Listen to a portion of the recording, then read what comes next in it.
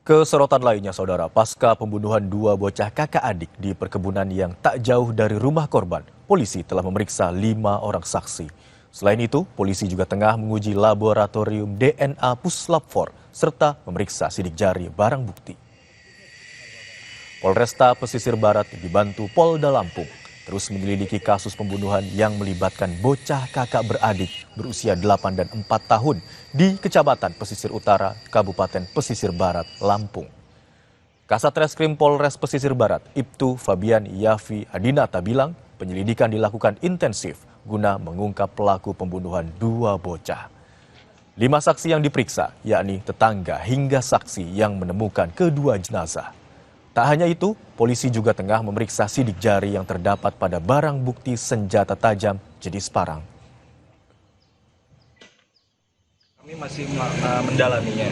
Kami juga sudah memeriksa saksi-saksi yang pertama kali menemukan dan juga mungkin yang pada saat itu keterangannya main ke rumah di sana. Kami juga sudah periksa. Mungkin kedepannya nanti akan kami info lebih lanjut lagi. Dari olah tempat kejadian perkara, polisi terus memeriksa temuan senjata tajam jenis parang yang berada di lokasi penemuan jenazah kedua kakak beradik di Kabupaten Pesisir Barat, Lampung. Sementara dari hasil otopsi kedua jenazah, diketahui kedua korban menderita luka parah akibat senjata tajam.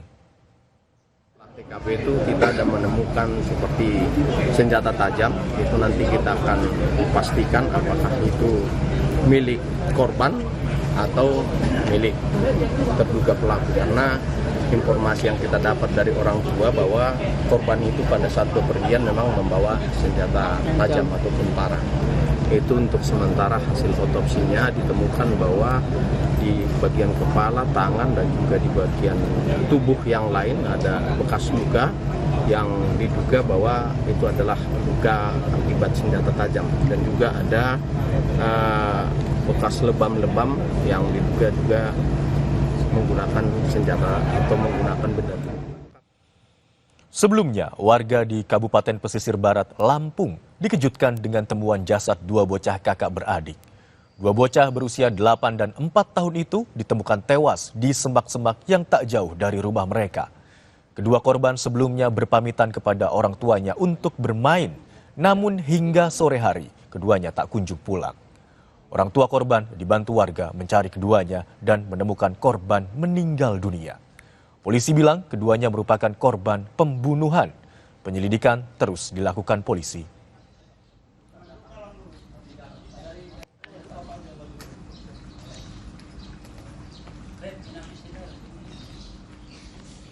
Beralih ke informasi lainnya, saudara. Warga di Desa Kaligedang, Bondowoso, Jawa Timur terlibat bentrok dengan anggota TNI gara-gara dilarang mendirikan pos siskamling.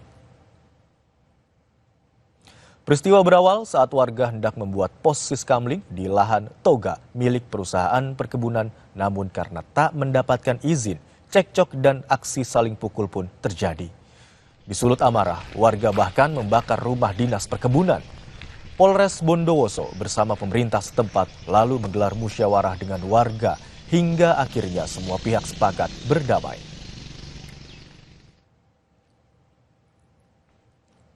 Malam juga Kasat Reskrim beserta rekan-rekan yang lain beserta anggota sudah menemui warga dan musyawarah. Kemudian hasil yang didapat adalah adanya kesalahpahaman dan ketidaktahuan warga tentang hal tersebut. Kami dari Polres Bondowoso memastikan situasi telah kondusif dan warga. Informasi lainnya, polisi masih mendalami kasus terbakarnya bocah berusia 10 tahun di Situbondo, Jawa Timur. Sejauh ini 6 orang saksi telah diperiksa. 6 saksi yang diperiksa terdiri dari 4 teman korban yang bermain bersama serta 2 orang tua dari teman korban. Seluruh pemeriksaan dilakukan di ruang khusus Unit Perlindungan Perempuan dan Anak PPA dengan pendekatan khusus, mengingat seluruh pihak terkait masih di bawah umur. Sejauh ini belum ditemukan unsur penyiksaan atau perundungan dalam kejadian tersebut, namun penyelidikan masih terus berlanjut.